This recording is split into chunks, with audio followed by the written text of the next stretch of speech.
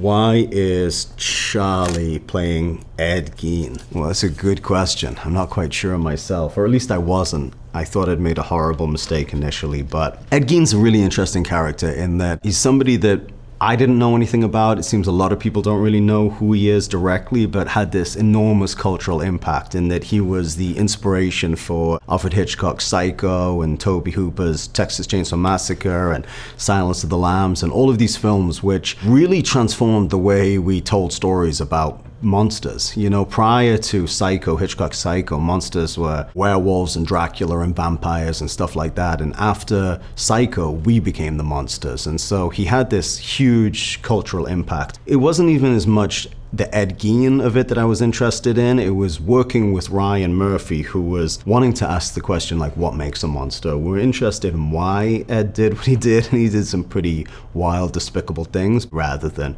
what he did, because what he did was, although like pretty out there and extreme, and some people might be interested in that, it's, you know, pretty gross and despicable, but thankfully we spend most of our time trying to understand the man behind the monster.